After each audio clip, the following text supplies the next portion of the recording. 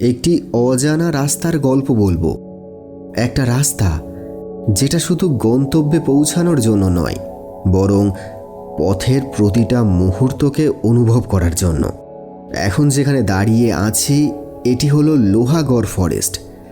অনেকেই এই ফরেস্টের কথা জানে না, আর এই ফরেস্টের মধ্যে দিয়ে চলে গেছে একটি সরু রাস্তা, যে রাস্তা দিয়ে চলে যাওয়া যায় হিমালয়ের অনেক অজানা অচেনা গ্রামের ভিতর দিয়ে। মিরিক নির্জন রাস্তা, দুপাশে ঘন জঙ্গল, মাথার উপর গাছের ছায়া, সূর্যের আলো যেন এখানে ঢুকতে বাধা পায়।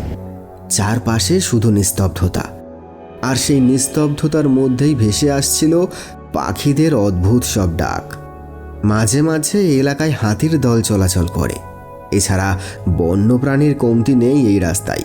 মনে হচ্ছিল আমরা যেন কোনো সাধারণ রাস্তা নয়, বরং এক অজানা জঙ্গলের গল্পের ভিতর দিয়ে এগিয়ে চলেছি।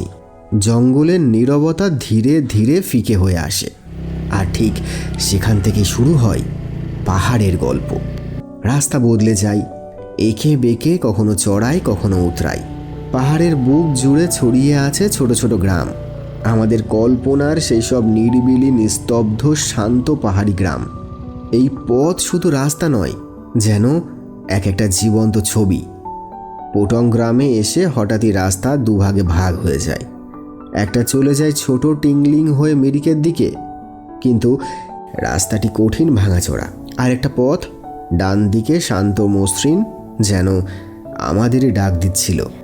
আমরা সেই ডান দিকের পথটাই বেছে নিলাম। কিছু দূর এগোতেই চোখে পড়ে এক আশ্চর্য দৃশ্য। একটি বিশাল বটগাছের নিচে রয়েছে গৌতম বুদ্ধের একটি অপূর্ব মূর্তি, খোলা আকাশের নিচে পাহাড়ের কোলে। এমন দৃশ্য হয়তো আর কোথাও দেখা যায় না।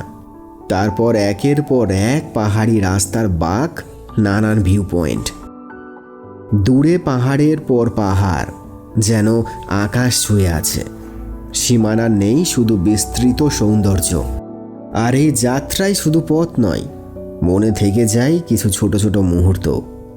রাস্তার ধারে কিছু বাচ্চাদের সঙ্গে হঠাৎ করে ফুটবল খেলা। আমরা পৌঁছে যাই নলধারা। নলধারা থেকে পাহাড় যেন আরও খুলে যায়। চারপাশে শুধু স্তরে স্তরে সাজানো সবুজ, যেন ছবির ভেতর দিয়ে এগিয়ে চলেছি। এখান থেকে ছড়িয়ে পড়েছে অগণিত অচেনা রাস্তা। কোনোটা ধীরে ধীরে উঠে গেছে পাহাড়ের আরও উঁচুতে, আবার কোনোটা হারিয়ে গেছে নিচের গভীর উপত্যকায়। ধীরে ধীরে আমরা পৌঁছে যাই সৌরিনীতে।